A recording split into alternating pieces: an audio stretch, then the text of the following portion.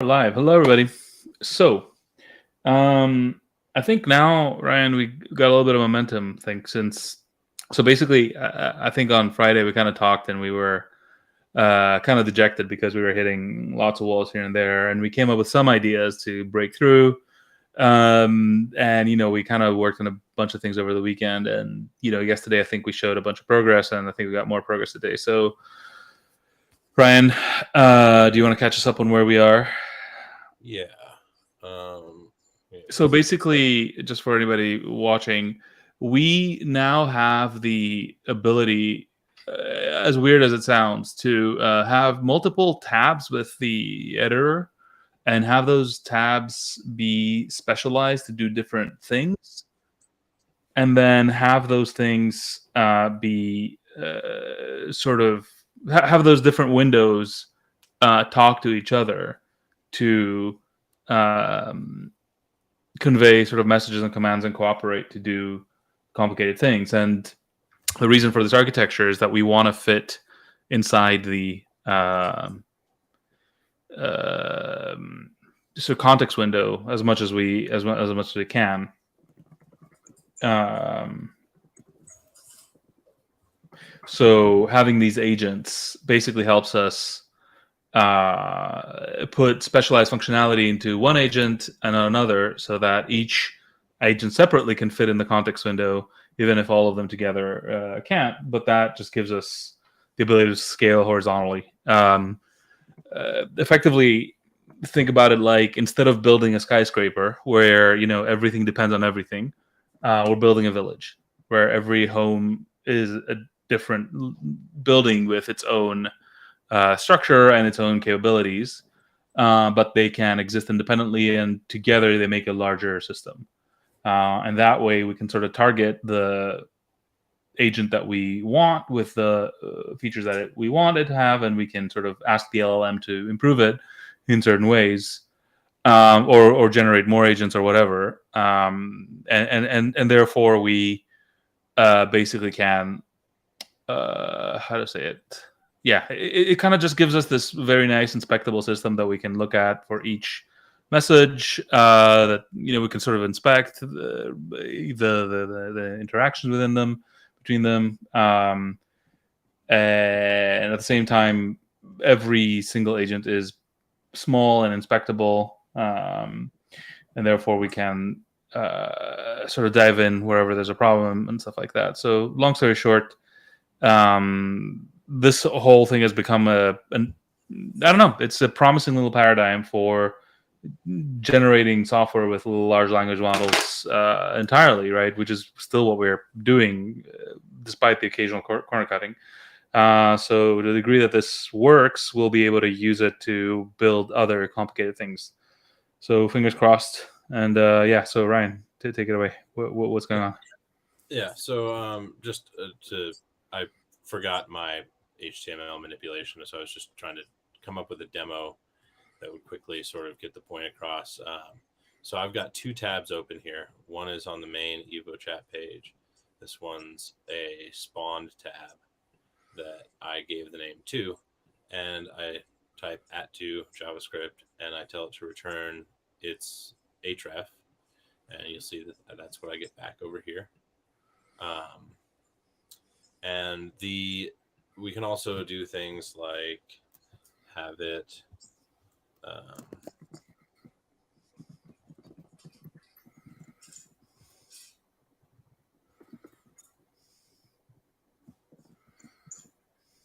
right. So you can imagine like there's a function. Or actually, let's do this.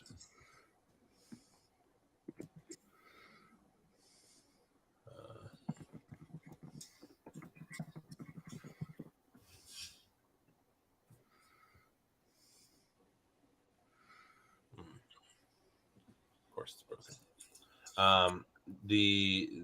The idea is that you can alias these by @messages, ship it off to the other tab, and have whatever you've shipped off be executed. And we've got support for JavaScript eval. And the discussion we were having before going live today was sort of, how do you mux and demux the behavior of what gets logged in a given window, making sure that the return value comes back so that you can use it. And I guess what I'd like to arrive at is a good specification for the sort of core functionality. So stripping away the details of committing to GitHub or calling to the OpenAI API, right? Like, what is the minimum viable microservice in this model? We've been using the word agent. I think that might get confusing for some people who, when they think of agent, they start thinking of baby AGI and Auto GPT and stuff like that.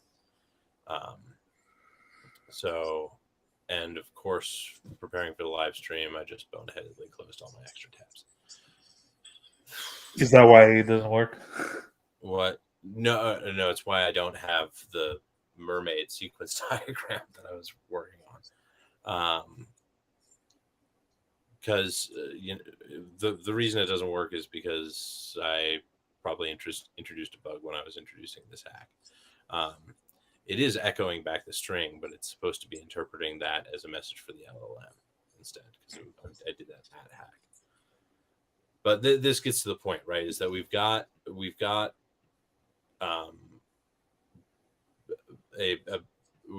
our major path dependency problem, right? Which is that this started as a straightforward back and forth between an API, and now we want the architecture to change in this sort of dramatic way. So yeah, what I think is probably important for us to do, and you've done some work on both the planning and spec generation stuff, as well as some advanced techniques for code generation itself. What I'd like to arrive at today is maybe spend some time with a combination of ChatGPT, Mermaid Live, and Google Draw, and really nail down an understanding of what are the fundamental capabilities and behaviors of sort of the stem cell agent, right? Regardless of whatever its special capabilities are. How does that inter-process communication expected to work, both from a user to process standpoint and a process to process standpoint? And then I think what we could do is, we probably won't have time for it today, but having that, we can write that code within the editor, maybe even setting it up as a web component, right? A parameterizable web component that we then have everything be inherited from, and bring back the other functionality. Okay. One thing I just saw is there's a GitHub repo called Crosstab. Oh my god, it's not been updated since 2017, so maybe there's something better. But it basically is doing what you were talking about, which is to talk through local storage, but it has a nice API on top. Nice. And it's got event listeners and stuff. So I don't know. I wonder if that could help you delete a bunch of code, basically. But that's the thing is the crosstab communication is easy enough, right? It's a message listener on the storage event. You have a type. I'm sure a well-written library would simplify life there. Yeah. But the things that I really want to drill down on are, what happened, like what shows up on the screen in a given tab when a message comes in, when a response goes out. Are we going to be fully request response based? Is there any notion of these services just going? I mean, it's hard for me to imagine long running processes because this is all fundamentally going to be a browser. So this doesn't strike me as the sort of thing. I mean, you could run it overnight, but it's not as if these are running in containers in the cloud, right? They're gonna fall over when you close your laptop or when you shut your browser or when you close all your tabs, like I just did, right? You can. I mean, you can run them more autonomously, right? You'd need something like an Electron server or something else along those lines, but it's not unthinkable. What's okay? What's nice about this is that it actually starts a paradigm that, in fact, is how to say this. So there are a bunch of web browser APIs, right, that are starting to cut into hardware, like access to GPU, like access to Bluetooth, like access to USB, like access to all sorts of low-level stuff on devices, right? I've been Which around the block just enough times to have a believe it when I see it about some of those APIs, but sure, but I mean they're only going to go one way, which is get better. Right. I'm not saying they're all mature today, but a lot of them are, and some of them aren't. Fair enough, right? Whatever.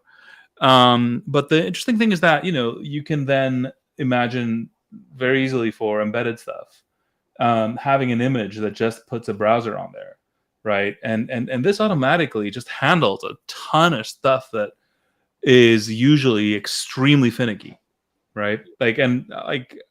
Trust me, like I know what I'm talking about because this is what we kind of had to deal with at Balena, right? So in a way, this offers you a very nice development setup for real world stuff, right? Like robots and AI robots and stuff like that.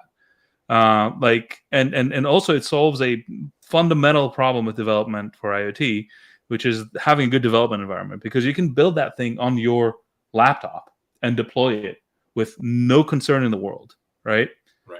Right now, developing for devices is hell, and I mean hell. And I've worked 10 years on that problem, and I kind of I have a full understanding of the range of approaches you can try, and we've tried all of them, and I know how you can probably get to something better.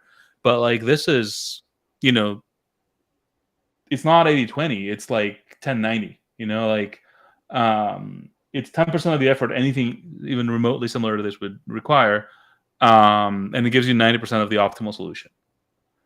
So it's really, really good for embedded stuff. Now, okay, who cares, right? But I think of it in a way as the next step of Node.js, where instead of just taking JavaScript, you take the whole browser as your runtime, right? And it's showing some very interesting things that you can even see now, which is that you can, you got all these objects loaded, right? Okay, well, you can switch to the tab and interact with the object, right? And that's weird. You're not supposed to be able to do this, right? We're not used to being able to do this. So, like, I'm optimistic about this little paradigm that we've got going, mostly because it's on the shoulders of giants, right? We're not ourselves having to do much, but we are just leveraging the browser to the max. And honestly, like, it's weird to me because this is exactly the paradigm I used back when I was doing my PhD. I basically developed an entire server-side compiler stack on the browser, which again sounds weird, right? But I don't know. I think there is a developer bias towards not doing this because it's not serious, but it is stupid productive, is what it is. So I'm ready to take all the scorn in the world and continue pushing in this direction.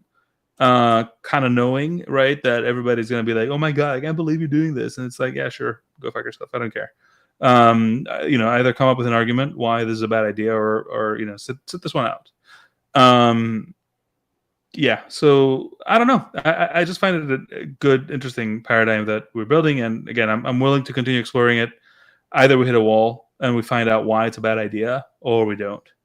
But I'm aware of some very atypical advantages that this thing has that most people aren't thinking about, which is to say, it's basically a universal programming paradigm. If you can get it easily to a server and you can get it easily to a device, and you can get it easily on a laptop, that basically means that you are taking advantage of all the work being done to make browsers work everywhere, for free. And like there's browsers work everywhere in the sense that Node.js works everywhere, but Node.js working everywhere does not get you functional access to the GPU, right? It does not get you, that's kernel driver bullshit stuff that, again, whoever makes Chrome work actually undertakes to make the GPU work, right? And once, that's now a thing that can be done once and for all, and then you have a standardized thing to work with. Actually undertakes to make WebRTC work, and once that's done, it's done. And I think there's something incredibly powerful about carrying the whole browser stack with you, because effectively what happens is that the browser is an operating system. Like that's the dark truth that everybody is hiding from. Ultimately you can probably get away by having a tiny kernel and minimum viable OS to have your browser on the screen, and then everything else can be web apps. And I don't think people fully appreciate the implications of that kind of a setup. So yeah, I find it really cool, basically. But that aside, okay, so you were saying you wanted to sort of get to the minimal, what to call it. But basically, the interesting thing here is that when they say object-oriented programming, object orientation had been part of the same curse, basically, where the original design was very close to what you're showing here, but the ultimately what happened was very different, right? They kind of just botched it and implemented it differently. But if you see what Alan Kay describes as, let me find that, because I think it's actually useful. Sure. Alan Kay, object oriented. Okay, Dr. Alan Kay on the meaning of object oriented programming.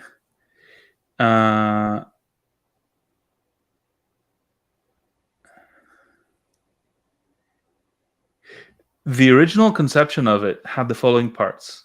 I thought of objects being like biological cells and or individual computers on a network, only able to communicate with messages. So messaging came at the very beginning.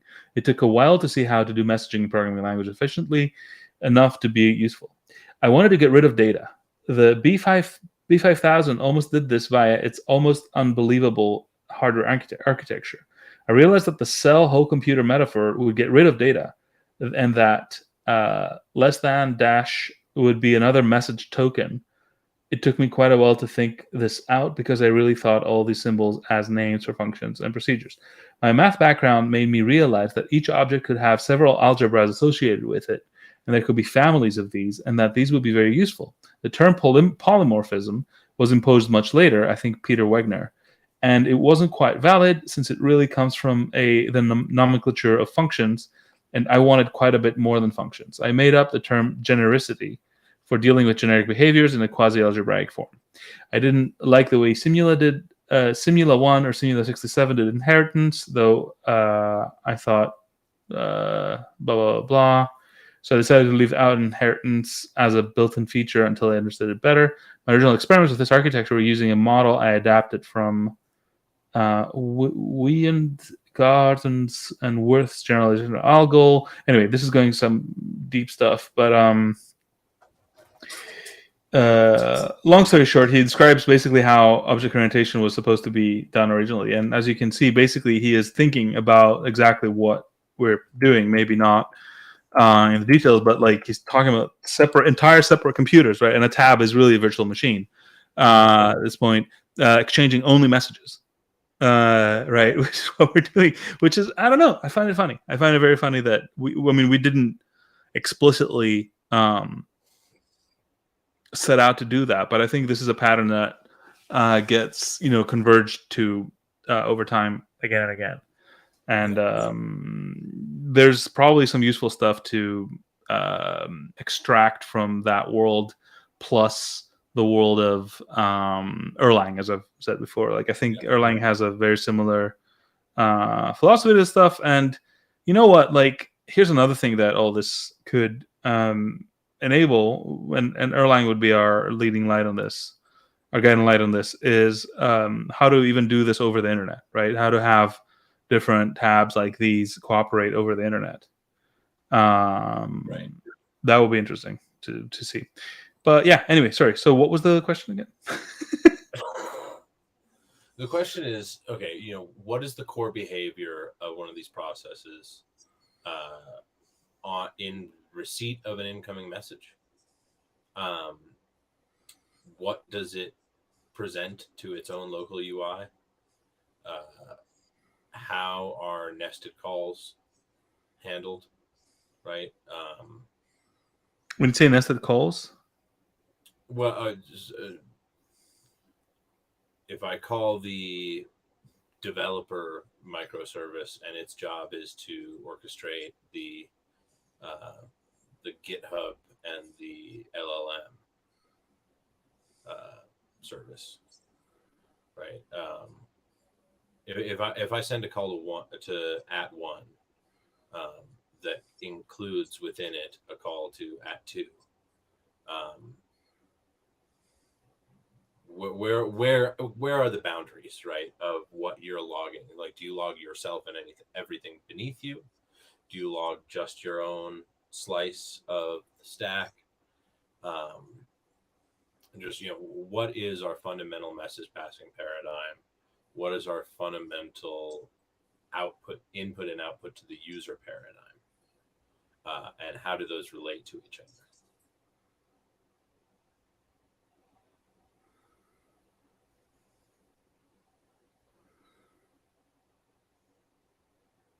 I either asked just a really great question or the dumbest question. I can't tell from the face. No. I mean, this is kind of the stuff we were talking about before, right? Like, that's basically. I'm picking up sort of where we left off pre-stream. Yeah. So we had when we were talking on the phone, we kind of said, look, I want to be able to write. I think writing JavaScript to myself is the default language of this thing, right? And then more interesting things can be built up as abstractions on top of this feature.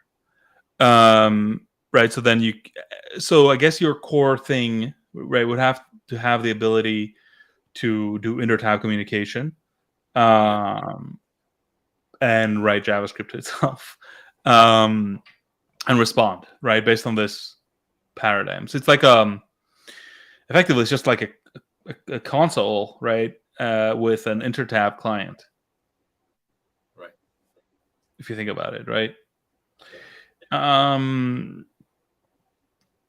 And once you have that, you can load up all sorts of local modules, right? And so long as you can wrap them up sufficiently to play ball in this paradigm, you're good to go, right? So the way I think about it is like, how can we form a wrapper that we can import an NPM module to, and have that wrapper act as the voice of that NPM module in the system.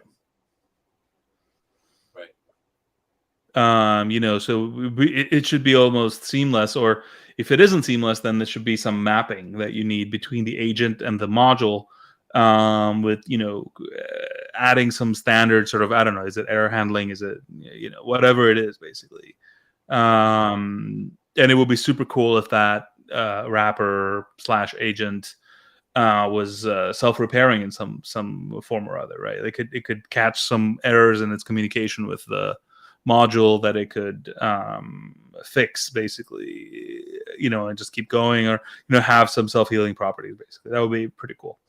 But other than that, okay, fine. I think that is sensible, and I mean, once we have even 2 or 3 of these, you can probably extract that interface, that whole wrapper automatically with an LLM, right? You can just say, like, look, these are 3 agents. They wrap different things. I want to isolate the common part, right, of these in a way that I can plug this other thing into them that would make them work, right? And by the way, that will also then guide you in a direction where you can build some functionality into one of these and then wrap it up and publish it as an npm module, right? So it's like, once you have a choir of these things, right? You can then say, like, okay, well, pop a new one, a hollow one, right? And let's, like, start populating the functionality. And once that's done, it can, like, be posted on npm. And ultimately, maybe those agents don't really exist per se, right? You can just invoke that. Like, if you get that whole mapping process down, right, you can literally say, like, invoke that npm package as an agent, for example, Right. and it just pops up. But that's a bit further out. But yeah, overall, like, I think the core functionality, is what we said. Now, we had that particular problem, right? Of, okay, let's say a message comes in from the remote input, right? Like, a tab receives a message from another tab. That message then, is a program, which is interesting, by the way, right? Like, we're talking about objects exchanging messages, but those messages are code, which is not usual. So you receive some code from somebody else that you execute in your own context. Okay, fine. And so that code can basically take advantage, right, of your internal context and capabilities. That's basically what's happening. Okay. So you get that code, and that drives a local interaction for you, right? You send some messages, you receive some messages from something else, right? Not the remote, but your own capabilities, right? Like, it could be basically a JavaScript execution cycle or something else.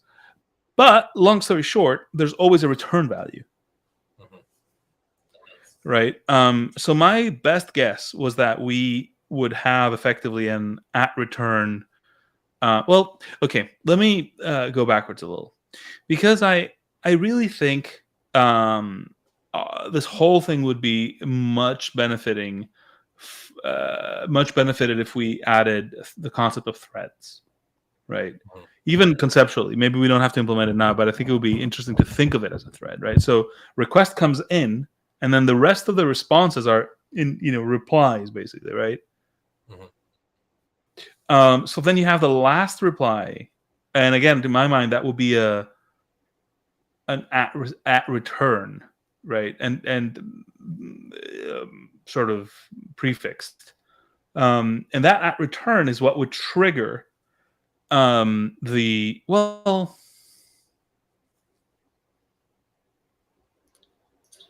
okay. Even better. No. I've solved it, actually. So a request comes in from a remote, right? So it says remote, and here's some code, right? And then an internal conversation ensues, right? The last message must be at remote blah. Yeah. Right? It should be returned to sender. Like, it has to, like, if we are semantically consistent, regardless of the problems we're having, like, that's just the right way to do it. You have to address it to whoever addressed you in the first place. And that would then be transferred to them as a message from you, which makes perfect sense. It will look right from your side. It will look like right from their side. Yeah. Right. And it will, if that triggers something on their end, fair enough. If not, fair enough. Right.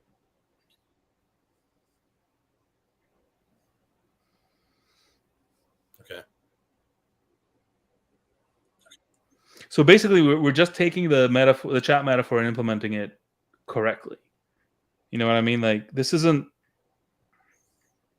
like this is how people would chat. If I say at blah blah blah, and you want to respond to me, you would say at me. Yeah. If I say at Ryan, you'll say at Alex, blah blah blah. Like that's just how it works. It's not Yeah. weird. It's not like um then the interesting thing is that if you do that, it prevents a sort of a cascade of calls from starting on your end because you have addressed it.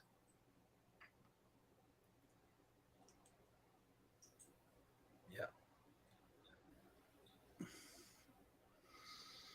So the question is like,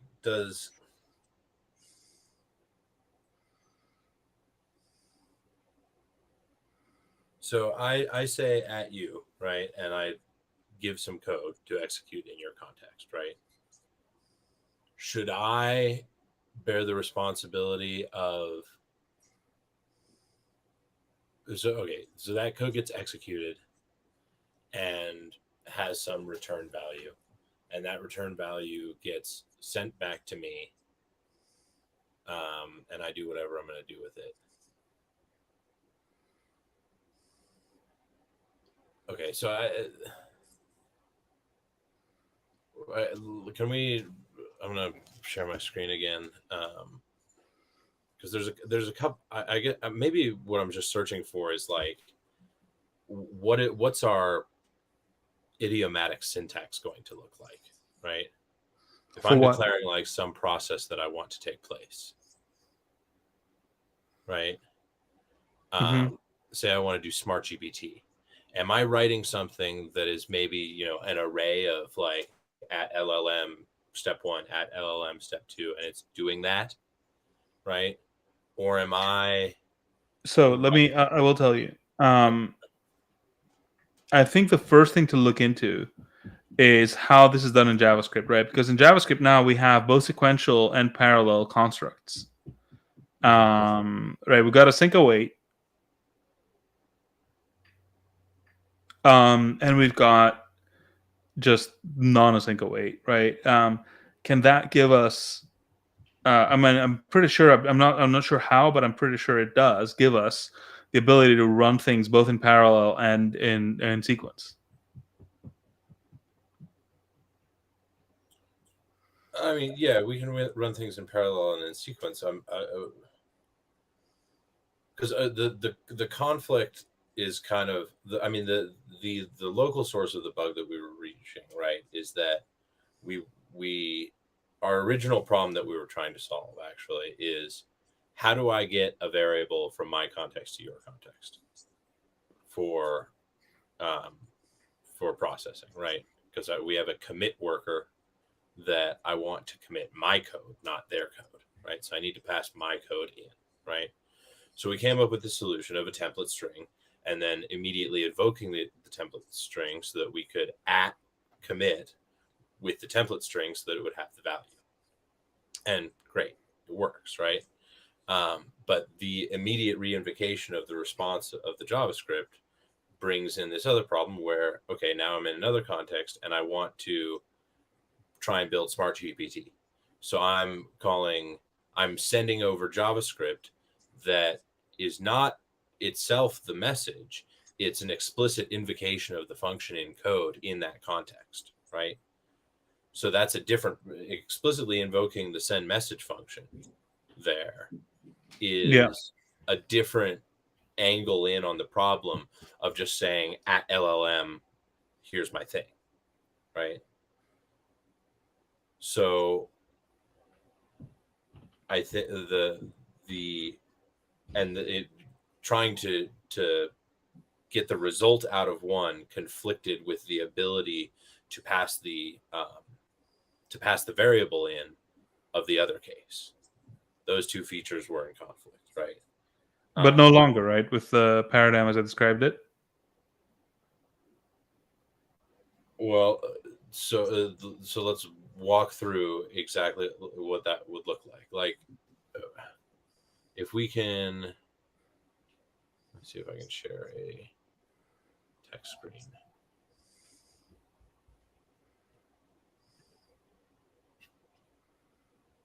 I'm seeing your browser window.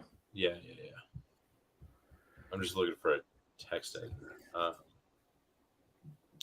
guess I'll just use Evo Chat. You see my browser tab still? Okay. So let's say I want to commit, right? What should it look like?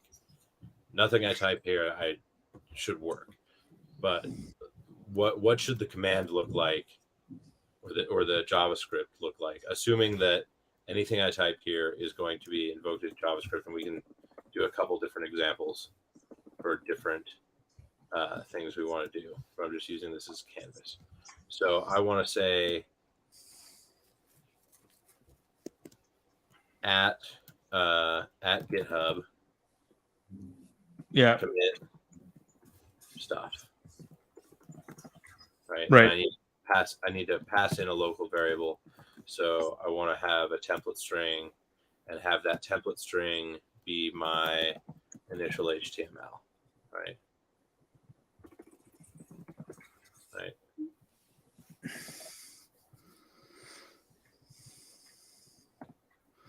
Now, okay, fair enough.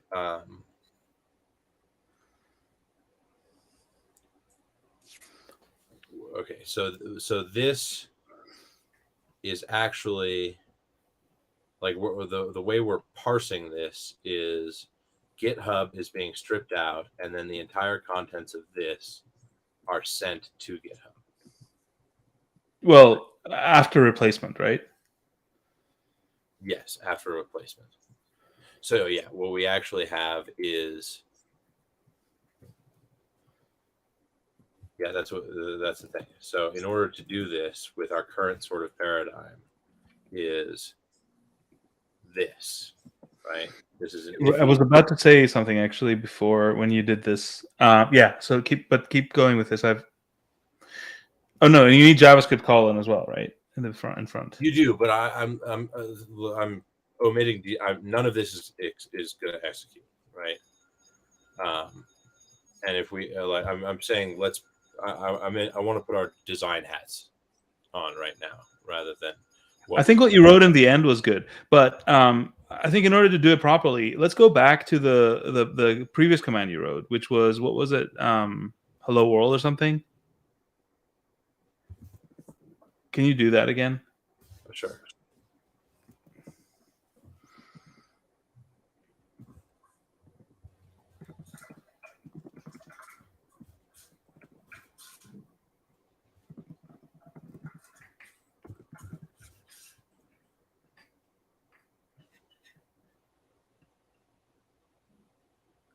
Oh, of course, it's fucking broken.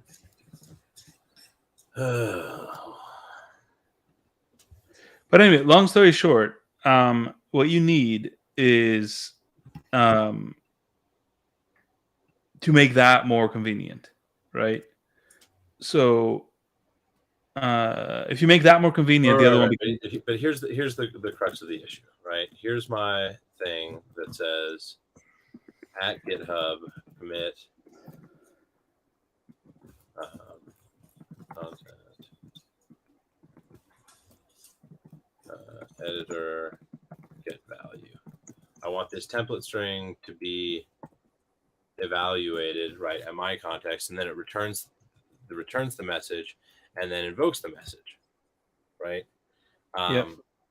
So this gets really messy when you have multiple layers,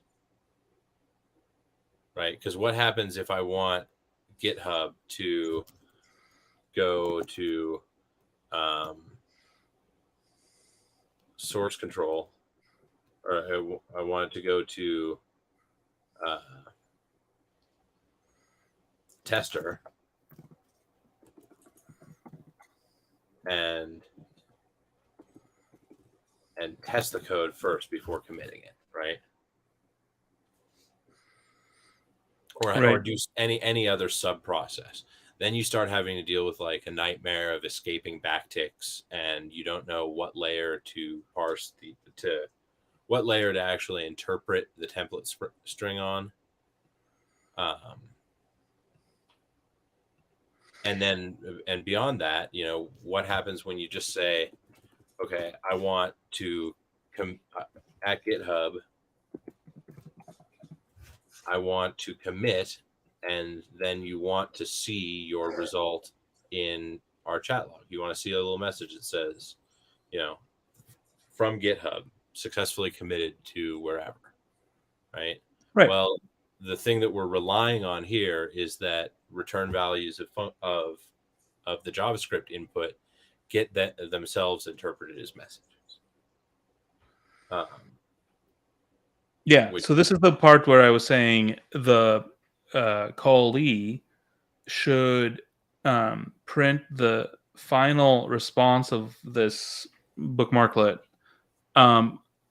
addressed to you from it, right? So if you are, let's say, at one, right, and you send it that, it should then finish by saying, at one, here's your response, basically.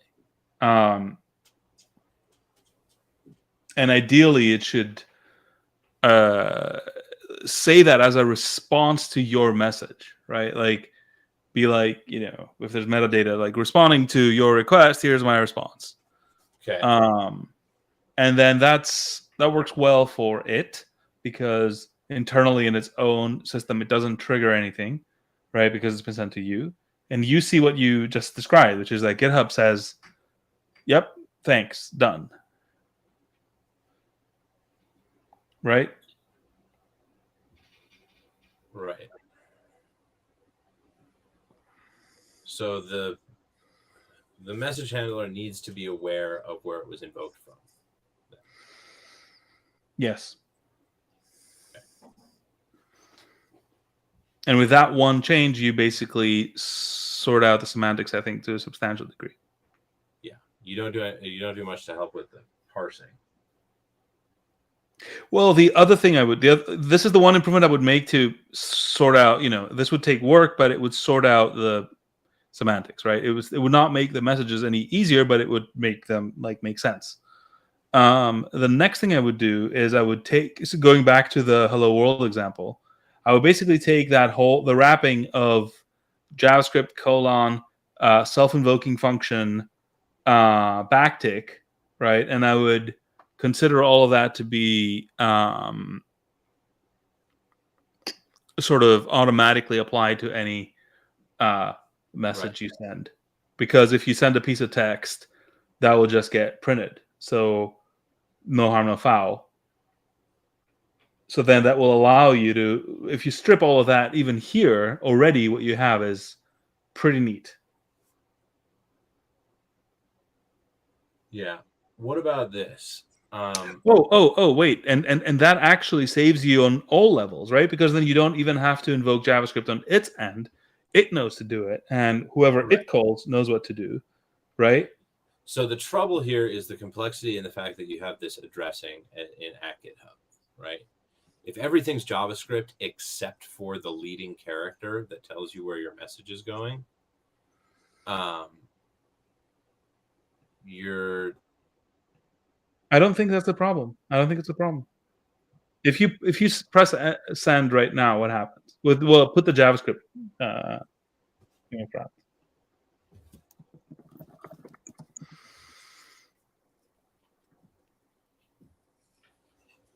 What goes to the other side? Nothing, because we don't have the right address here. The GitHub thing doesn't exist? Yeah. No. I'm saying the code is spaghetti, right? And I'm trying to think of, I don't care about what happens now. I'm trying to think about what we want.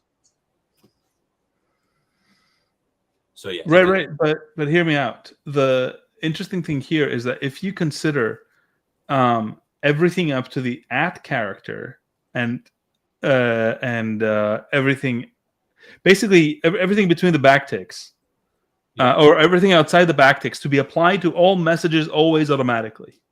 Okay. Yeah. anything that goes send message, it gets encapsulated in those things and then evolved.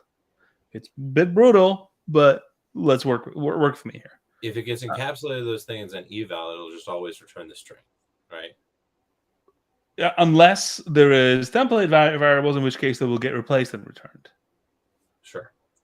But in this case, it would be at GitHub blah, right? That's what you would type, and that's what you would see, which is great. So the JavaScript thing would fall out, right? Any replacement you want would be done. Yeah. Right. So the source thing, for instance, would be about as easy, really. You would just, instead of like /source/, you would do dollar squiggly source squiggly or whatever, right? Which is like, okay, fine, like, okay, it's a tiny inconvenience, but basically the same. So long as you have a variable called source, right? Of course. But and then that works really well. Like, it's so if it has at GitHub, then that would call GitHub. It would give it the rest, right? And then inside it would also be enclosed in the JavaScript stuff, right? And so that would run. So basically, you have a pretty usable thing that you put on this end, and you have a pretty good result altogether.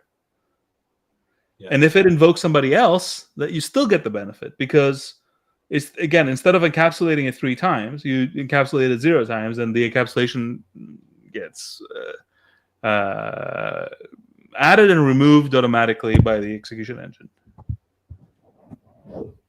on every level.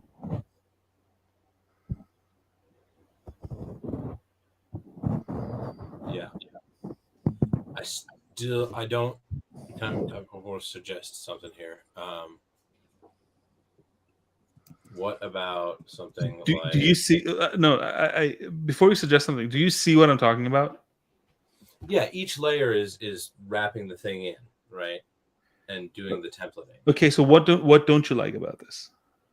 I don't like the fact that there's not invalid JavaScript in these strings that I have to parse out. There's not invalid JavaScript? At GitHub /commit. You don't have to parse anything out. I do. I have to parse out the addressee. But okay, step 1, the JavaScript gets executed. You don't have to parse anything out. Step 2, you get a message here, right? And that gets addressed. The message, not the address C, which is how it works. Step 3, they get a payload, which they wrap and and execute. There's nowhere where you have to do anything about unwrapping the addressee. There's no invalid JavaScript whatsoever.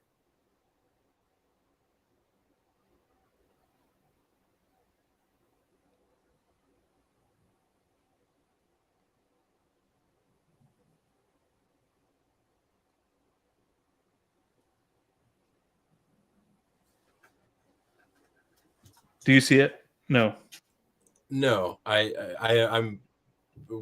don't understand how we're getting it. Okay, if you were to forget, if you write, can you tell me the name of an actual agent that exists that we can address? 2 at 2. Hello world. Okay, so then, yeah. Did that come from 2? Yes. Yeah. Okay. Like this input was parsed for the at address. Right. Right. Which is independent of the JavaScript execution. Yes. Yes. But that's fine, isn't it? I'd prefer to do something like this.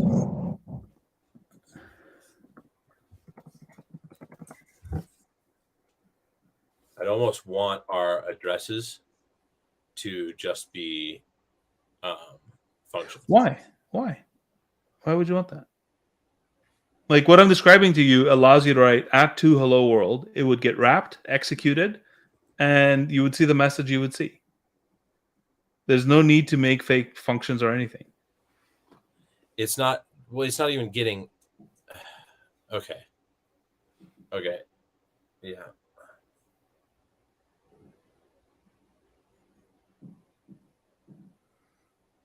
So user input becomes a special case.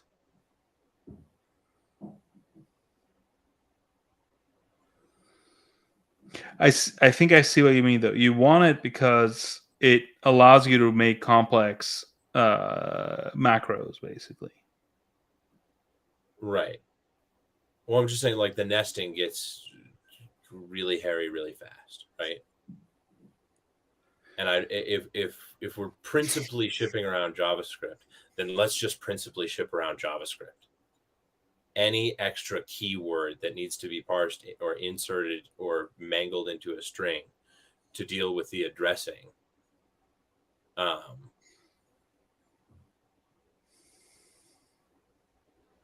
guess I'm going down into the JavaScript API by saying, hey, let's declare a new function at 2, right? And you're going up by saying, let's wrap everything in a string that gets interpolated and then goes through. Yeah, I'm trying to maintain the original functioning chat interface, right? And there's something very elegant about the, wrapping in the JavaScript, because it has a base case which is exactly what you want, which is that it does nothing.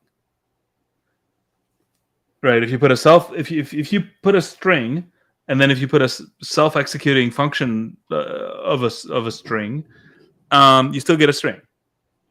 So this only gives you a bonus functionality. Basically, you get exactly the interface you have today, plus the ability to do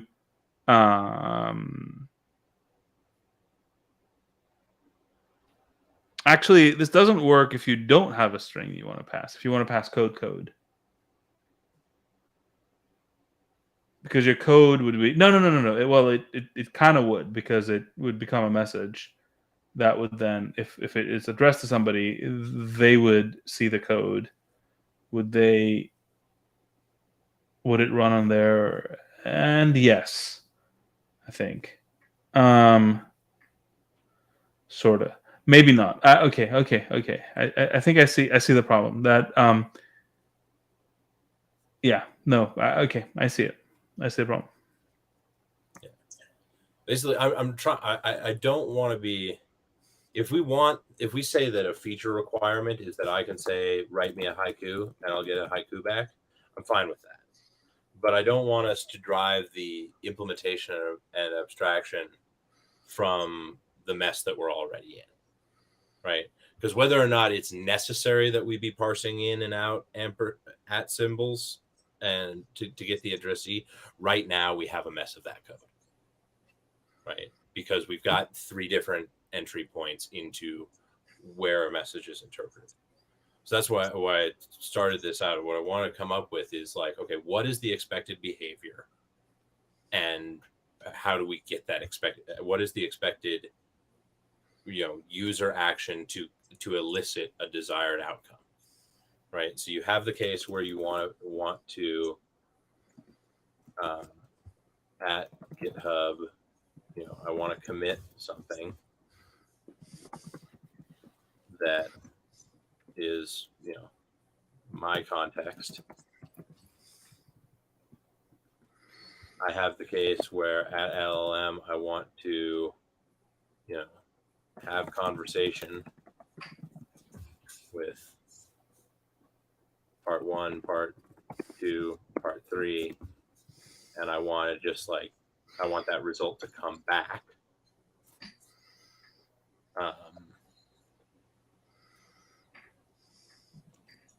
I have the case where maybe I want to spawn a new agent.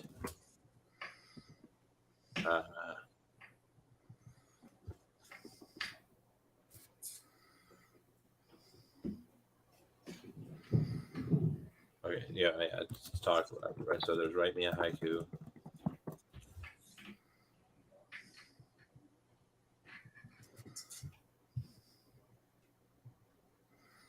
And so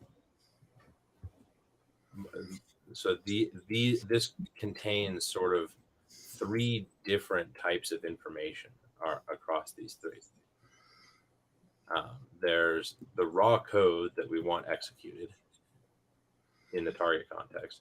There's the target context, which is sometimes implicit. There's a default LLM behavior. And then there's the ability to interpolate variables. Yeah, there's interpolation, there's local messaging, and there is remote messaging. And then with remote messaging, you can also have remote code. Yeah, so you have either local message, local code message, remote code message. Well, remote message, remote code message, remote code message code. Right. And keep going, right? Like, which is fine. Like, these are just levels of nesting, really, of the same thing. And this is why I'm saying, like, lifting the local code into the first level allows you to nest everything smoothly. But it doesn't necessarily allow you to do workflows, which is admittedly a problem. Okay, can I share a thing maybe? Yeah.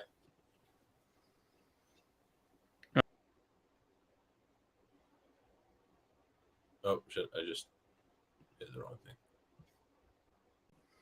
There you go.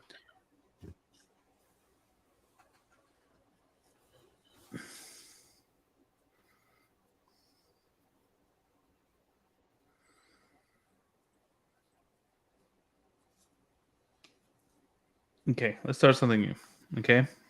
All right. Create a JavaScript DSL that has the ability to run sequential and parallel tasks.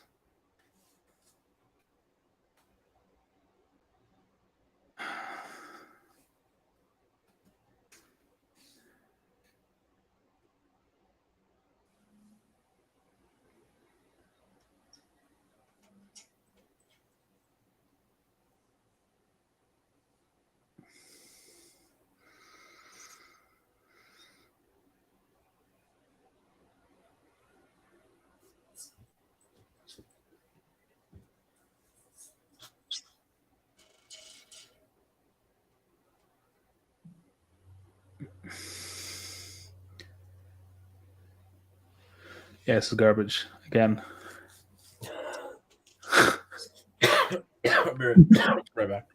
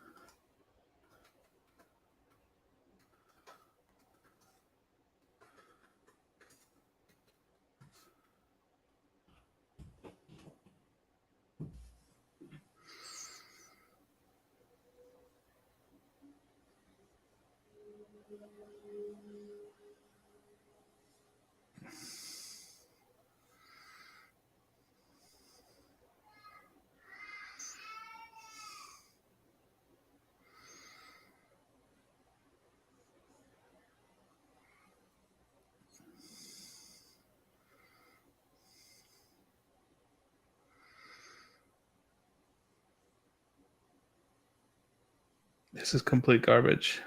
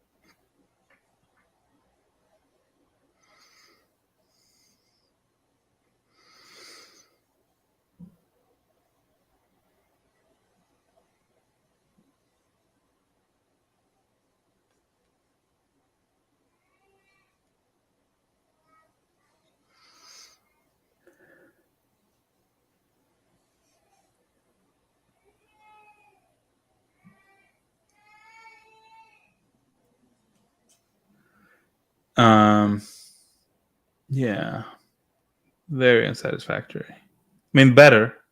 Yeah. Why do I even need to do at the end? Reasons. Let's try again.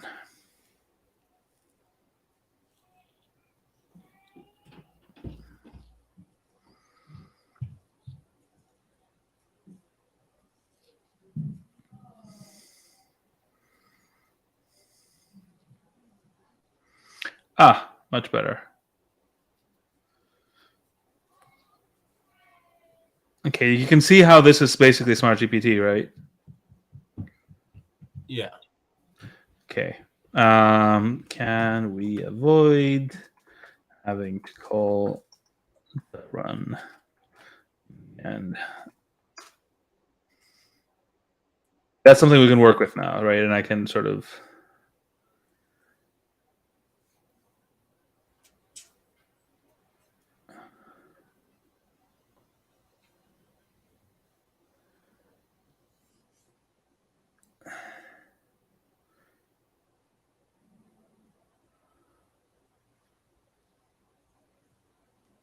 this person.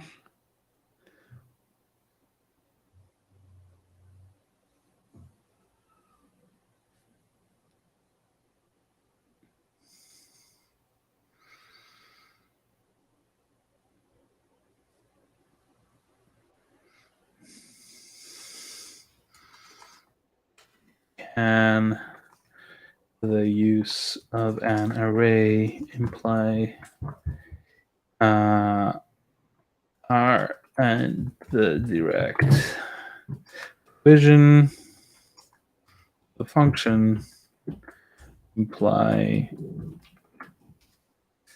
Okay. So this is how I did the other experiment I did with the you just basically drive it to do something that is roughly useful, right? And then you sort of force it to add more magic. Yeah.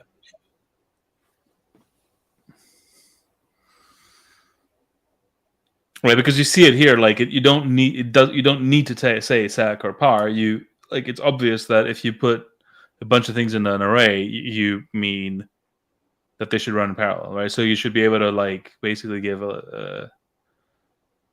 lines of sequential lines basically, and then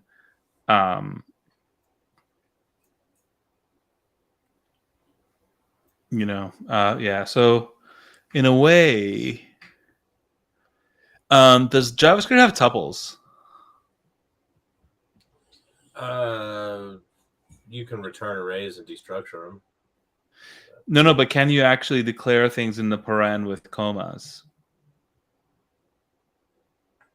Oh no. Are you sure? Well, it has set, right? You saying can I say I mean that's why you would use an object if you want to do that. No, but what I'm thinking is you can use an array to declare sequence, and you can use a set to declare parallel, right? So you literally just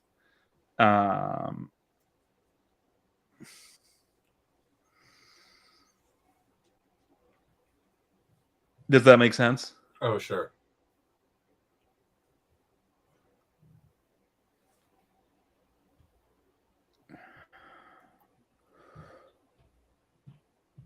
You see, now this is, I mean, this is getting better, I think, right?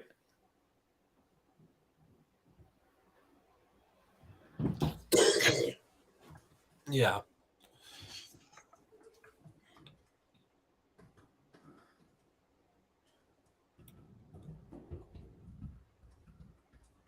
And I like that. I like set because set is um unordered, right? So parallel and unordered makes sense. You don't care about the order, like that's literally the thing, Yeah. right?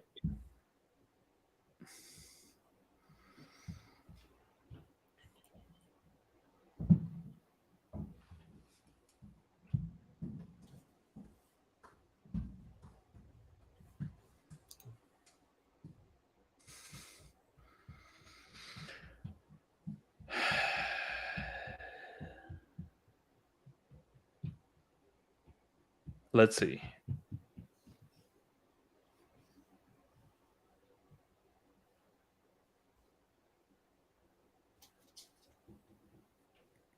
Yeah. Okay. This is getting to what I want. You see it? Yeah. What do you think? I like it. I'm not sure how it solves our prior discussion. Yeah. So what you would add next is the ability uh,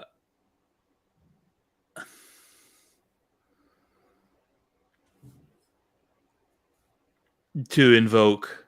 You know, these functions basically could be um,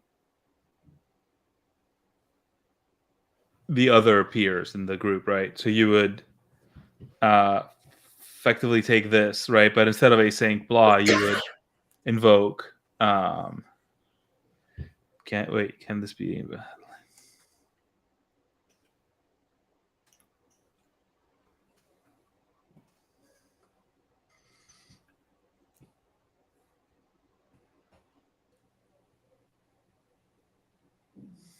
Right. You see this?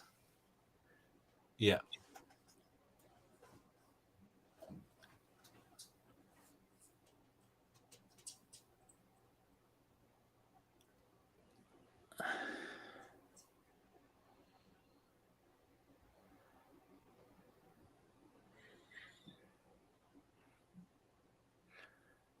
Why is it doing that? Because if you want to invoke them with arguments, you need to wrap them in an anonymous function. Why? How else are you going to pass arguments to those functions that you're putting in your workflow? Right. If you predefine the functions to hard code, like if they're, smart GPT stuff that you have there.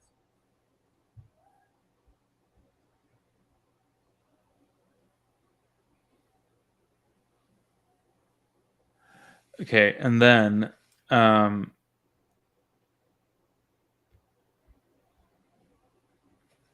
do I describe what we have now? Right. The list of agents. Where is it available somewhere? The list of agents. The list of things you can add. No, it's not available somewhere.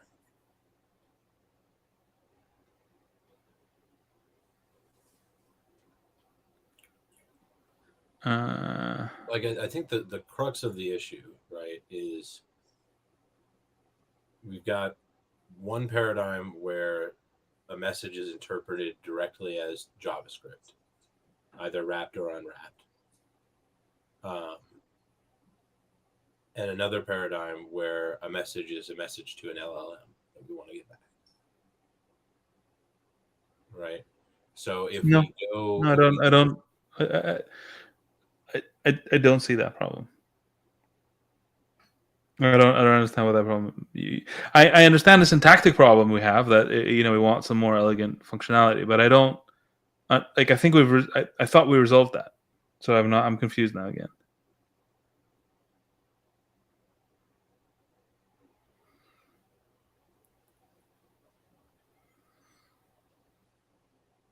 What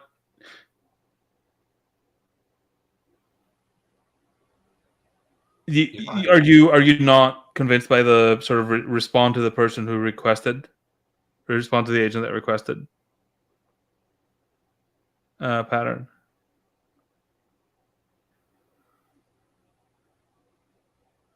Ryan? I'm thinking. No, the respond to the agent that requested is fine. Does that not solve your, inadvertent execution problem?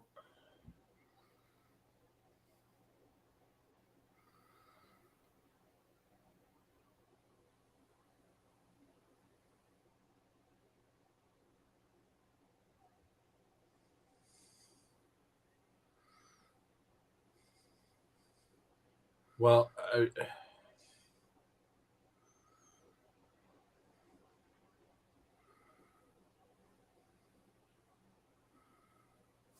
if I want to send a message to the LLM, right? I type in "write me a haiku." You're saying wrap that in an iffy, return the string, and then dispatch the iffy, or dispatch the return string as a new message, right? So if I have a message handler, I mean, those are going two different places, right? One's going to a JavaScript eval, and one's going to the LLM. How do I know which is which? Say that again. If I type in "write me a haiku," right? That and I press enter, that input gets handled by the entry point of my microservice, right? The same as it would if that message were incoming from another process, right? It's just treated as an incoming message. It doesn't know what to do with it, right? So you're saying that the thing that it should do with it is wrap it in an iffy and return it as a string, and then interpret it again as a message. How does it know not to do the same thing the second time, right? How do we delineate whether... No, I'm not saying that at all. I'm saying if it's written in the before it goes on the screen, it gets interpreted like that, and then it goes on the screen. And then whatever other agent is to respond would respond. Well, there is no other agent. I haven't given it another agent. Well, then you just wrote something to the screen.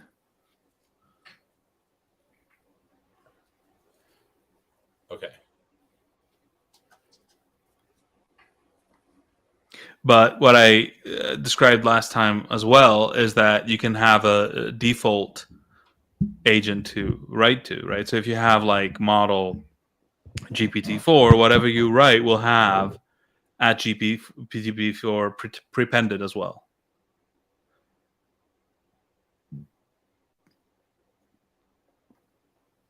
If you don't have anything else.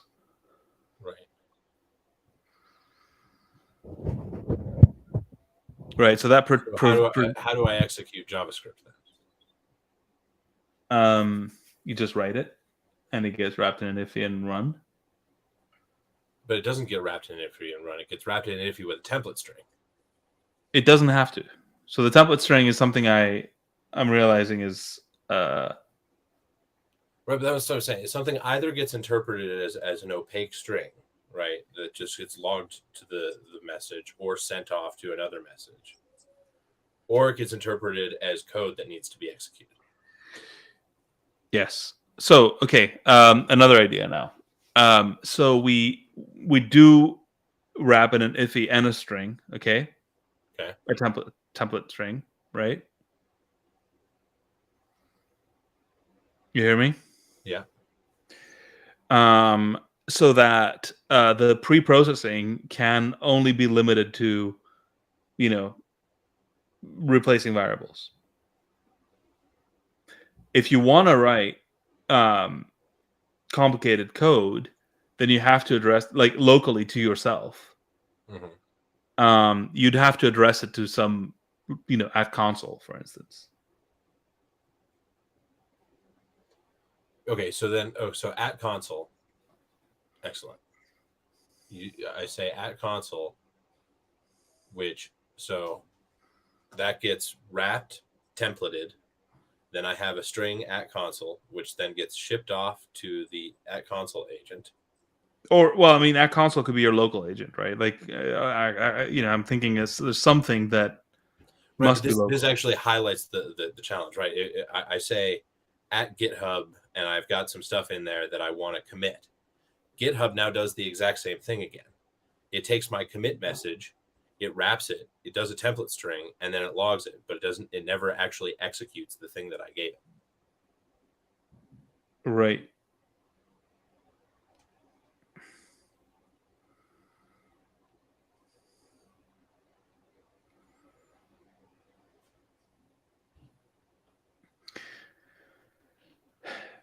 I mean,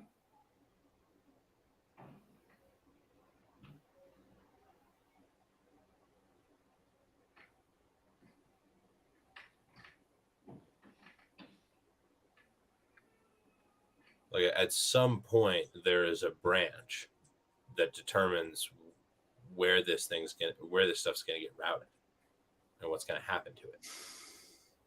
no. We have the only problem we have right now that at least that I can tell is the confusion between string and non-string. It all gets executed. It's just that if it's not a string, um, it doesn't get processed very well. So, and you can solve that by having to do the string interpolation differently, right? But that's a mess. Nobody wants that. And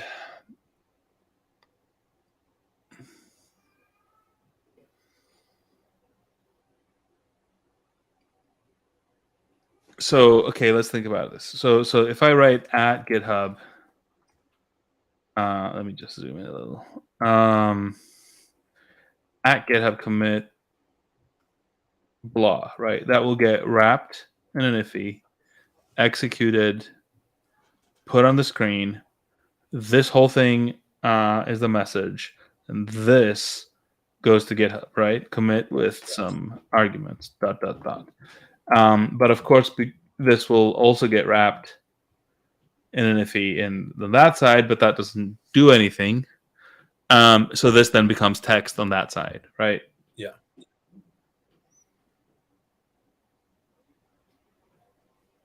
Right. Now, if I were to say,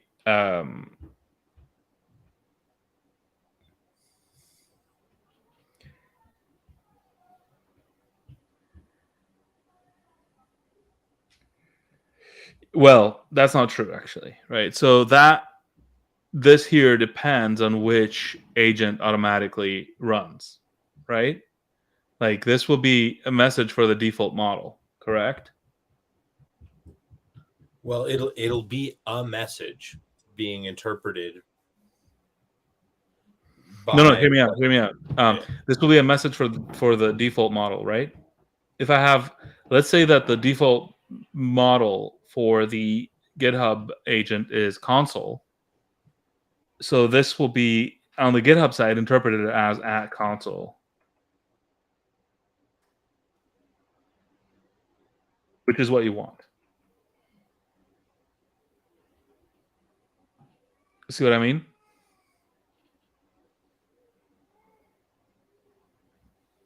I mean, it still just feels like kicking the can down the road to the point where you have to, at some point, be able to interpret.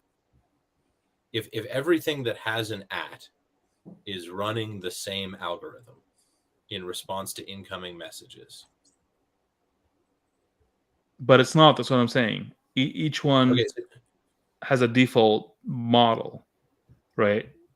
So what I'm saying is this: I am on my sort of my standard input, right? And I write at GitHub commit blah blah blah. Okay, with here it's got like dollar squigs and I don't know source, assuming that there's a variable, right?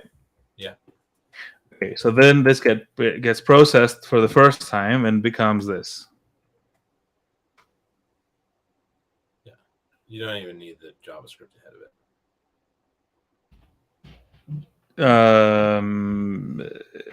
Okay.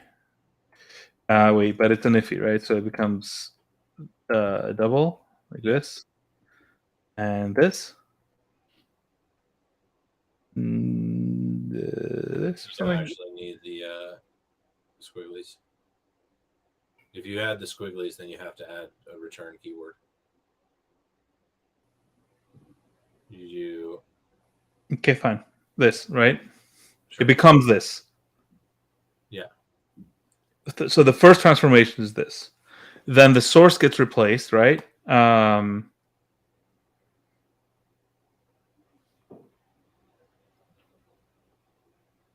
So let's just say it becomes HTML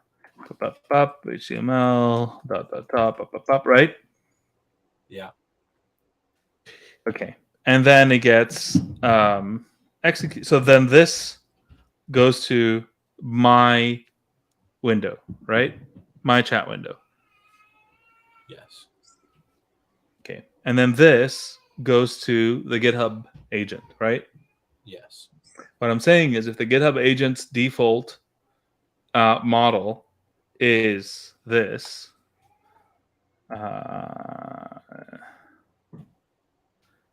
then this works.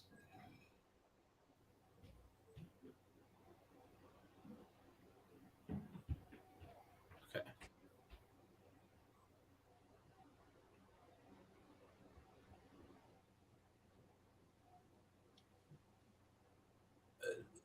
Basically, this allows me to write JavaScript to the GitHub agent, but text to the LLM agent, and it all works. See what I mean? Yeah. And that's kind of how you want it. You want each one to speak its own language. Right. I'm saying that.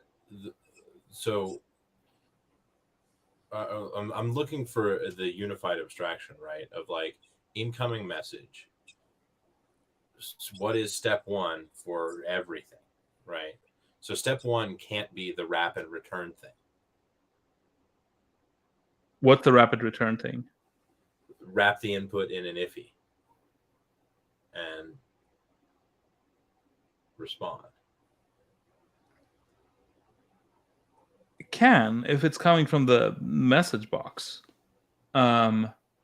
Right, but I'm trying to I'm trying to come up with what is the complete algorithm that every agent runs that succeeds in all cases.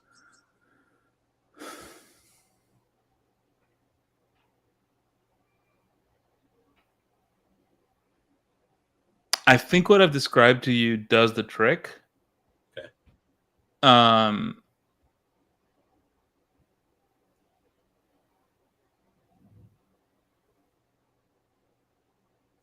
So like the default model. Yeah, I think so. I think it does. Okay, so you have. So we have a few ideas here working, right? We've got the idea of a default model. We've got the idea of wrapping in an iffy.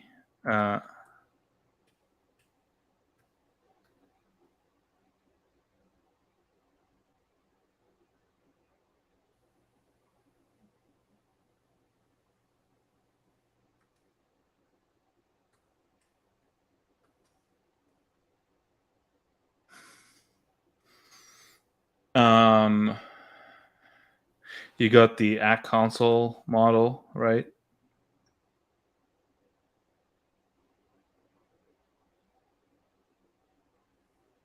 Yeah. So the at console model is present Everywhere. everywhere. Everyone has a local at console model. Yes. Then you've got. Okay, so here's the confusing thing. We're using at to mean two things.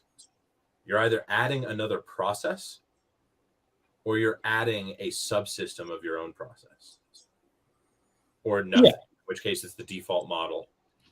Or you add some functionality that you've built in. What do you mean? So we have a 2-tiered system. No. I mean, at console is really a call to self, right? Like you're calling a process no matter what you do. Well, how is it's a just call that itself distinct from a default model? because a call to the default model is a call to the default model. If you make self the default model, then that's the default model. Okay. Like that's a usability. The default model is a usability thing for the end user, really. Or for the. So we're obviously not talking about LLM models right here, right? Sorry. The model is not synonymous with LLM here. Model Well, is, it's LLM plus, right? The default model could be GPT-4, in which case you would do at GPT-4 blah, and that goes to the GPT-4 agent, which calls GPT-4 because that's its default model, and then that works. which means what you send to that does not get interpreted as JavaScript at all. No, because its default model is not at console. Right. That's what I'm trying to preserve. I'm trying to say every agent has authority on how to, like, it has its own interface, basically, right? Another one could have Python for all I care. The point is, it defines its own interface. Ultimately, the interface is text in, text out, right? What it does with that text is part of how that agent works. And by saying text in, text out, you've basically got a universal interface. Okay.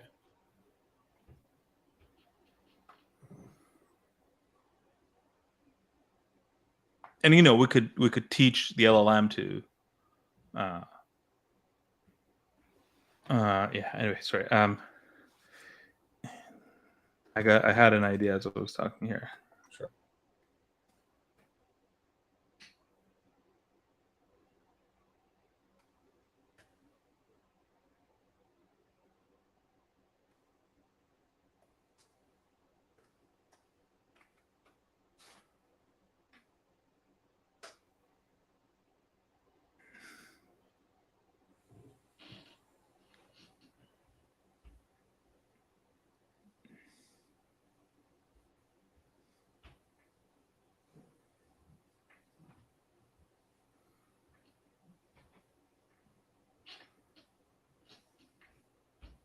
So tell me again why you need an iffy to put arguments in the task runner thingy. You don't. So why did it do that? Oh, sorry. In this thing. No, it's just. I mean, because if you are you thinking that you could just do existing tasks with arg 1 arg 2 without in the iffy? I suppose, yeah. Yeah, that would execute all the functions immediately at the same time. Right. At the time that you're constructing those arrays and sets. Yeah. In order to defer them into their proper task running time, you need to wrap them in the anonymous function. Yeah. Yeah.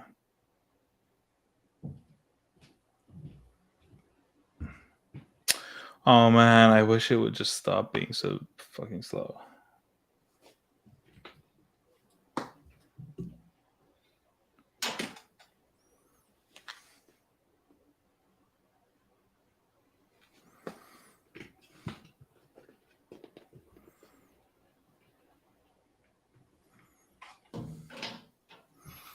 Finally found it.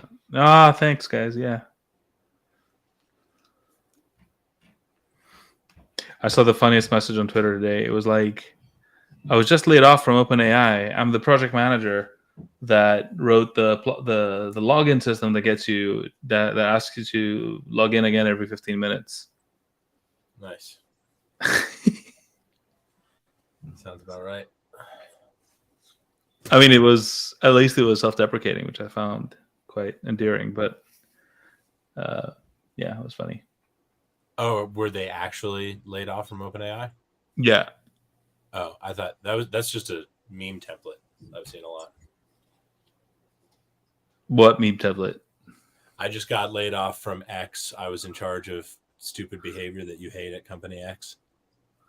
Oh, really? Yeah. Those have been going maybe I around. got taken, but that did seem like a legitimate person with a legitimate like ask. It's usually a bunch of tech people writing it, right? So it can be hard to distinguish. I started seeing that template show up so many times. I'm just like, there's no way that these can all be. And they're usually just super deprecating, like, yeah, hire me because I was in charge of this thing that sucks.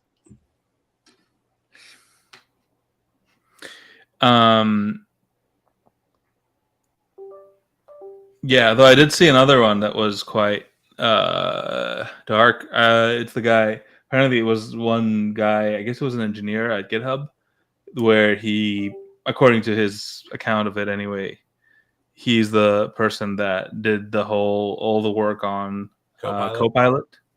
Yeah, you saw that? $20,000 bonus and a title change. Yeah.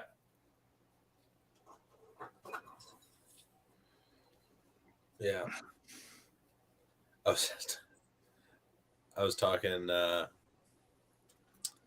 My kid is working at a sandwich shop right now, and there's this guy there that's been there for almost 20 years, and he's super happy because every 10 years, the owner of the chain of sandwich shop comes in and hands you $10,000 cash and like takes you on a day on the town or something.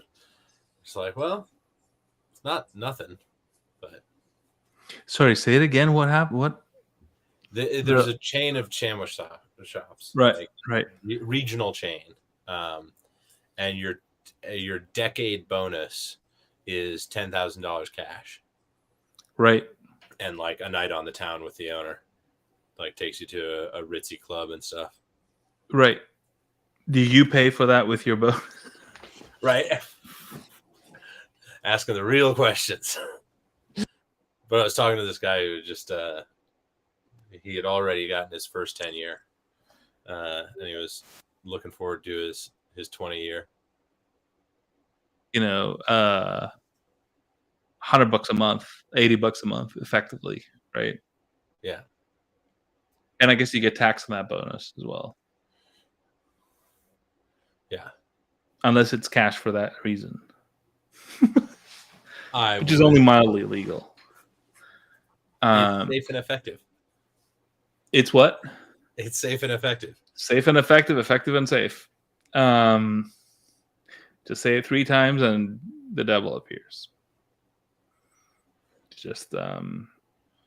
Well, yeah. I was the reason I brought it up was just at the time I was like, man, a decade, and like, sure, that's a nice day, but like that's a decade of working at a sandwich shop. And then I read the Copilot thing. I'm just like, sandwiches sounds a little better.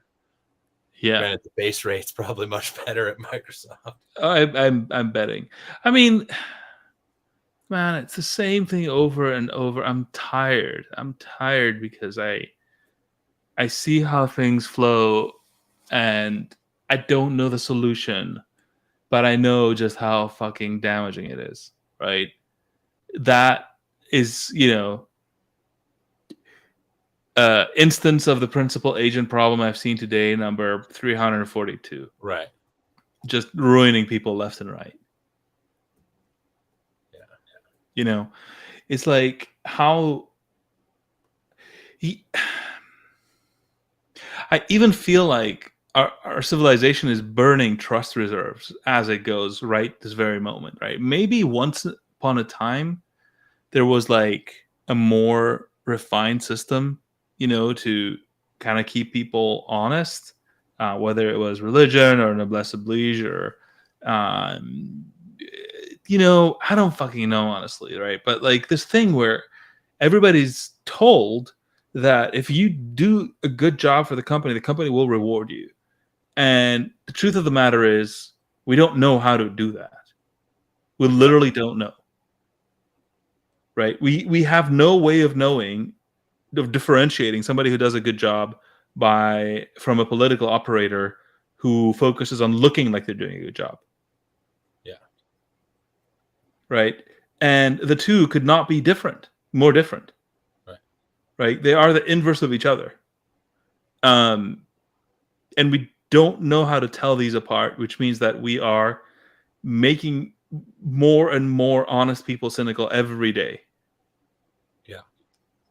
Right, or whatever, and these honest people are who our civilization runs on. It's not, like, it's not a small thing. Yeah. It's um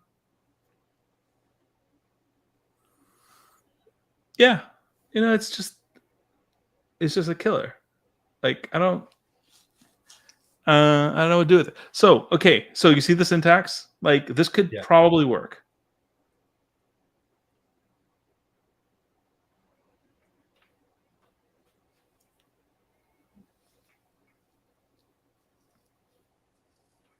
Yeah. Ryan? Yeah. And now I just realized something that might drive me to alter um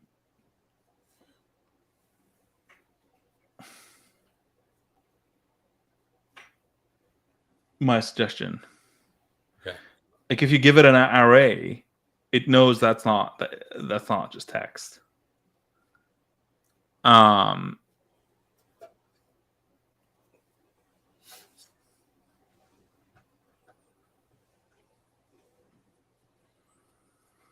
which means that it could differentiate whether it's an array or not that you gave it. Basically, if it's wrapped in brackets or not. In which case, this is a workflow, right? You can see this is basically Smart GPT itself. Yeah. Right.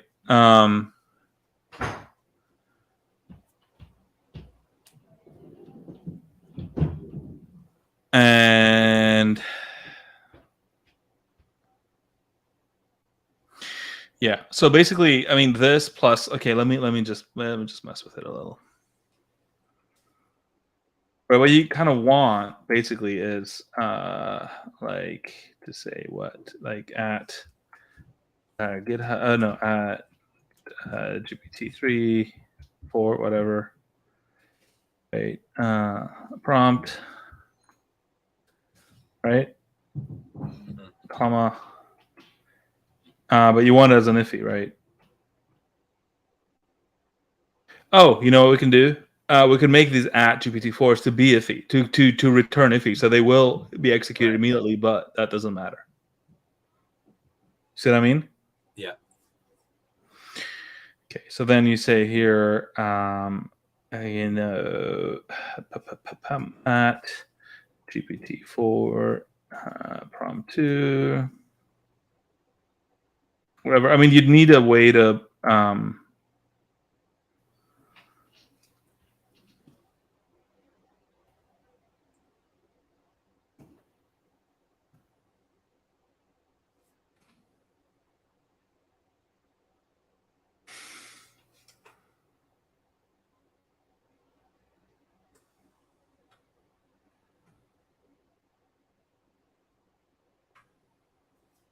right?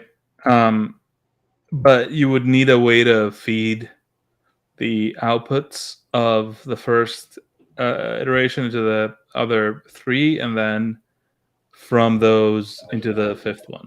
Like, you just need a way to handle the data flow here, basically. Yeah. Okay, so let's ask it. How do we do that?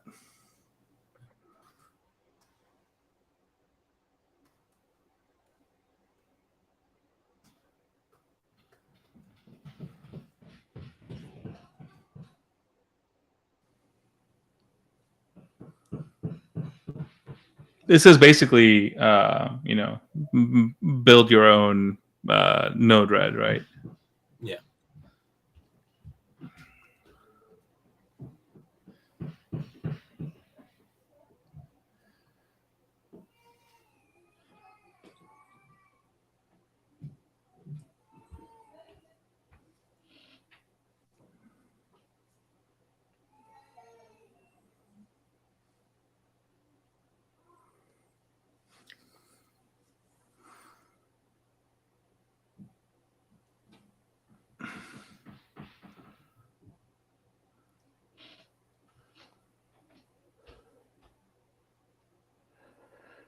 Okay.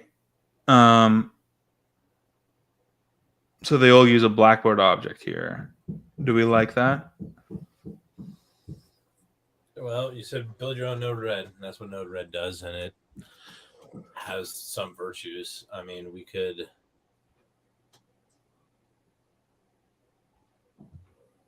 I think.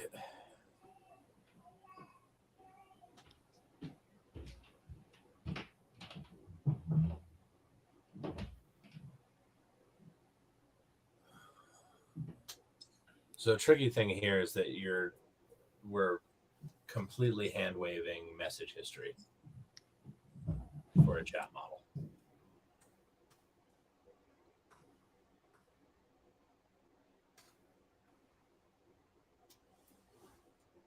What do you mean? Who gets what message history?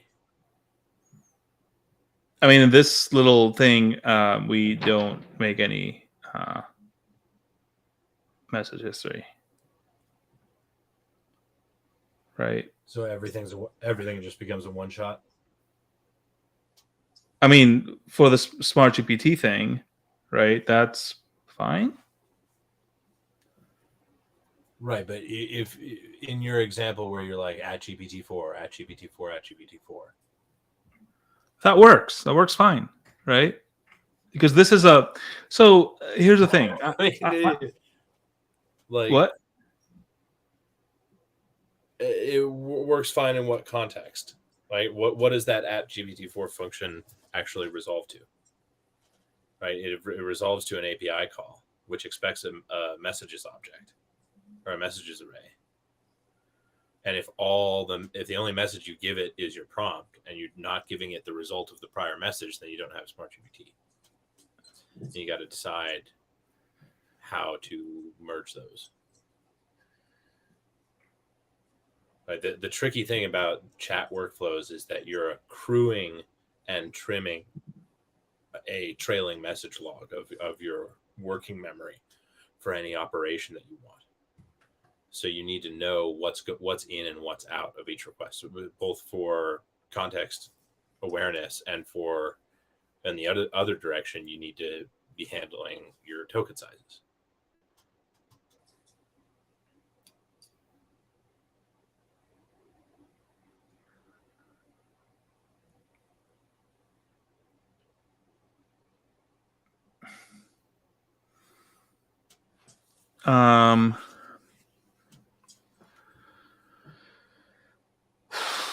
I just realized something else as well. We could let it infer the sequence. We don't need to say parallel sequential. We could just make it block. Like, I mean, you see this, right? Yeah. So, okay, I'm just gonna go completely weird syntax here. Okay. Sure. Let's say responses is this, right? Okay. The responses object is the result of the value GPT-4 with this prompt. Okay. Mm-hmm. And so here I put responses.1. And then I say here responses.2.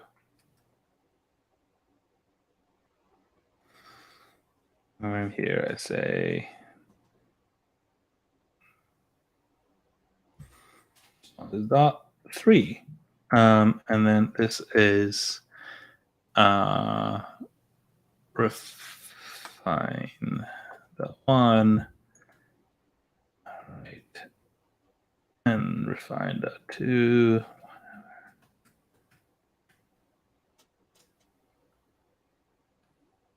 Let's refine the three. Okay, let's just say, for example. Mm-hmm. And then prompt 2, prompt 3, prompt 4, though. Yeah, I'll get that started. Sorry.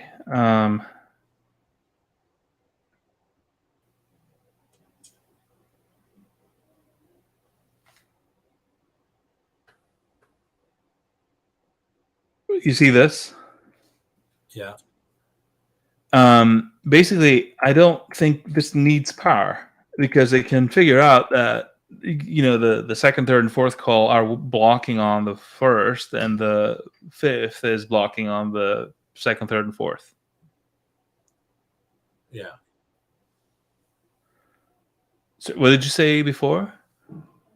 Oh, you still need the actual instruction prompt in your refine step. Yeah. I mean, you could just do like. No.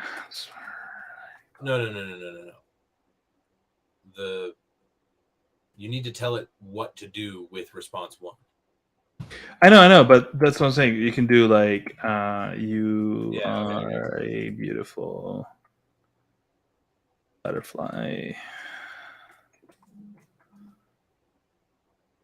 Actually, this isn't Smart GPT. Huh? This isn't Smart GPT because the Smart GPT step 2 is to take 3 pseudo-random results of the same initial prompt and compare them. No, that's step 3. Step 2 is to improve each one. Oh, yeah, that's right. Right, and then you do the 4th step.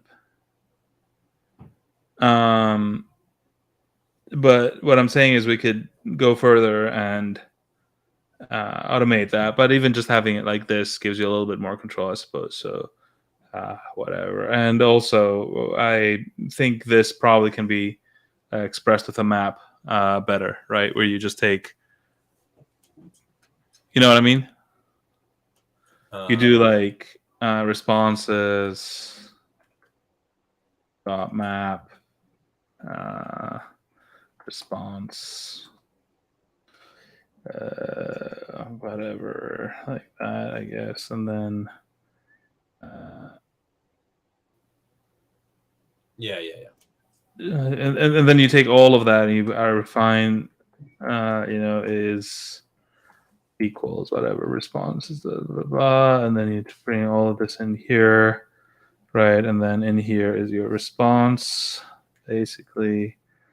I don't sound like that, right? Like, and then you don't need to do all of that because all of that happens in the map. And I don't know, something like this. Yeah. But the cool thing is that you can set it up such that this can be understood by, like, the sequencing can be inferred by making sure you wait until the thing you need is ready, basically. And I'm sure there's algorithms to figure that out. And it's nice, right? Because the users don't have to think about it, but it's less nice because it might be confusing to people. How do I pause things or whatever? But I don't know. Just kind of thinking out loud here. Yeah, so that's basically the sort of thing you would do. I don't know. I think I prefer the explicit thing like this. Right? Like, at least for now. We could later try to automate it further, But this is just you could have single array bracket is sequential and double array is parallel. So if you have an array of only one element that is also an array, then you parse it as a parallel execution. Yeah. Then you've got nothing but arrays of functions. I mean, sure. And it'll I don't think you gain much by doing it that way, but that's just me. Says the token minimizer. Yeah, I don't think you're gonna gain much by double brackets as opposed to par. But anyway, whatever. Yeah, sure. You could, and it is in the spirit of what I'm describing here. So yes. I was also thinking you could then the responses map becomes simpler, right? Because you wouldn't have to construct a new set of it. Yeah, I think basically what you want is to make it easy to name the responses here, right? Like, that's the thing that's missing in this. The response of this is not like, how do you do it? basically. Like, I don't even know.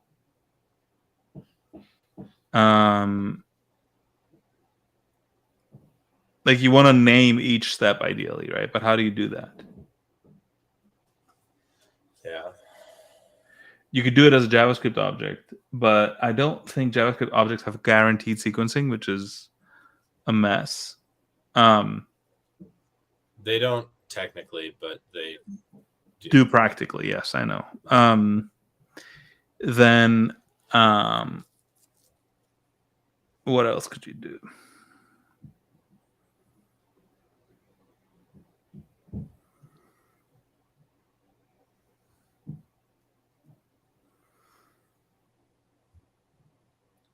You could use JSDoc, which sucks.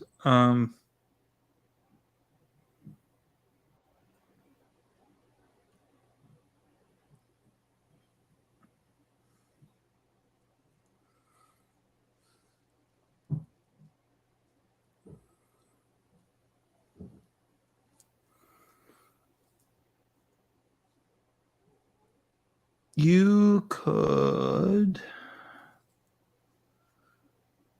I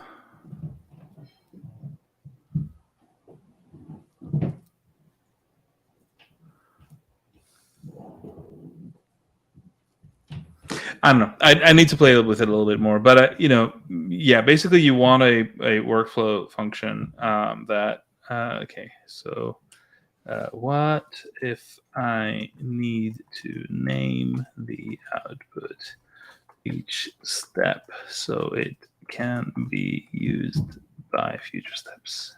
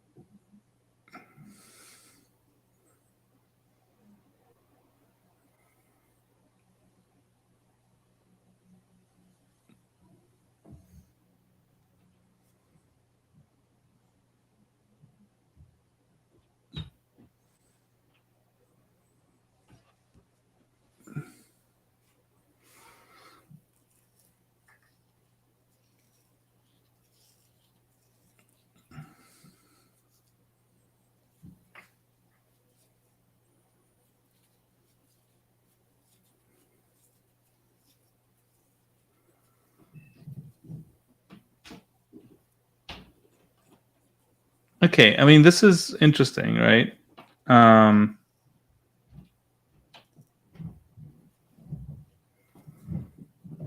You see what it's doing? It's kind of automatically storing these. Yeah.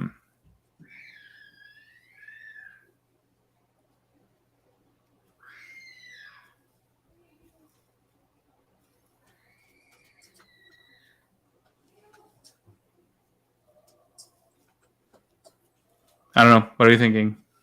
I'm thinking my brain is mush because I've been sitting on my laptop for 8 hours, but 8 hours. Yeah. Better tweet about the abuse you're undergoing. I know. I'm kidding. Mostly actually, it's not even the brain at this juncture; it's the eye strain. No, I mean, I don't think. I mean, yeah, I don't think coders have that much more than. I mean, 8 hours is probably an extreme upper limit of function usable time. Right. But I think, like, I just want to be able to name these and know that the name holds the output, so it can be. But basically, to answer your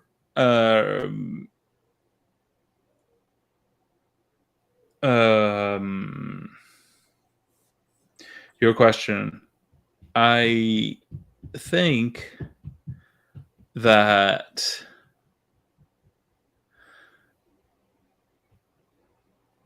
in terms of chat history, basically, these are I almost want to be able to say, like, you see this code that we wrote. I guess it's gone, but Yeah. this is fine. I almost want to say, like, new GPT-4 prompt, right? Yeah. And that would make a new tab with GPT-4 that would just process the prompt and give me the answer.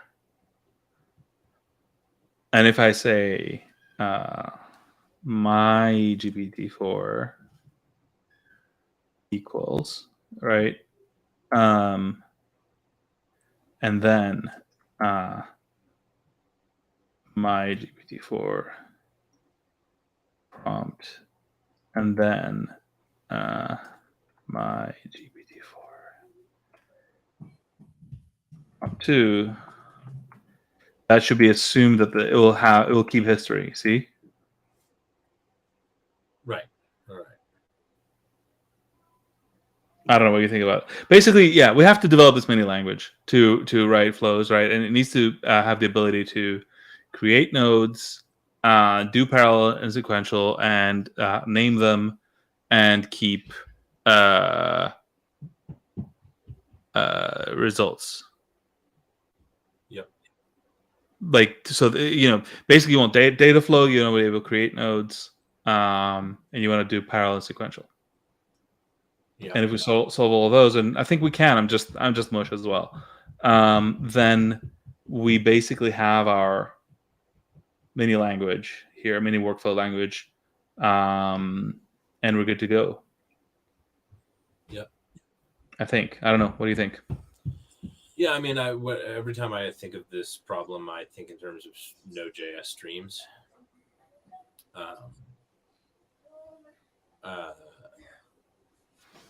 Which means what?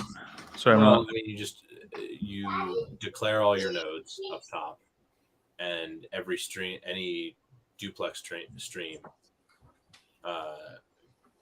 can both be used as an argument of or exposes a method that is a pipe function, right? I'm eating. Pipe 1 to 2, 2 to 3, 2 to whatever, right? And you can create a batch stream that just takes an interior set of processes and pipes them in and out.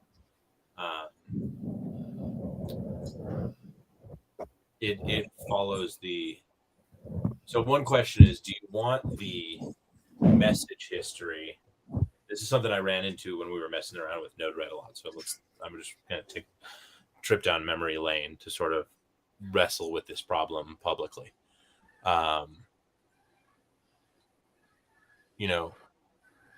The fundamental question is, I've got my node, right?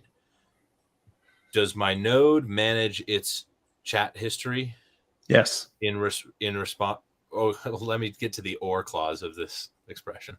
Does it manage it all internally for itself, independent of where it is called from? Yes. Or it does? Yes. Okay. This is what the new thing I just showed you was. Like, the whole point is, if I do this, right? You see this? Like, this makes a new node with a new history. Sure.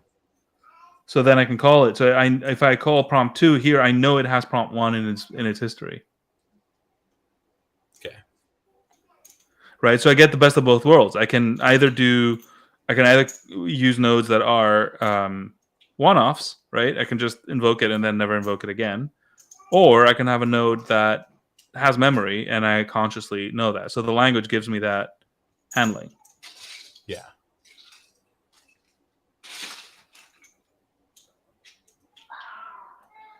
Right. So basically, the workflow language allows me to do both patterns, either have memory or not have memory, without me having to handle the memory for the nodes. Right. Right. Does that solve it? Yeah. Well, kind of not though. I mean, I suppose you can solve it always with another level of wrapping. But I'm thinking, are there any situations where I'm coming from a context, right, where I've already gotten a back and forth, Like let's say I want to, I've done it back and forth with GPT-4 to do some thoughtful stuff, and now I want to use GPT-3.5 16K, right? How do I bundle and transfer that message history? Because I can do that in like Chatbot UI right now. Or no, I can't do that. Yeah, I can. What do you mean you can? Like I can be, or I know I can do that in Evo Chat, right? I can toggle the model that I'm on halfway through a conversation and use my existing chat history with the different model. Yes. For instance, how would I do that? Here. I can think of a few ways, but I not now. Sure. Yeah, you gotta. But basically the way you do it is JavaScript. You would send it a command to change its model, default model, basically. But anyway. Yeah. Okay. All right. Yeah. Gotta run. Yeah. Sorry. Yeah. Have a good one. Yeah. Okay. Bye. Bye, everybody.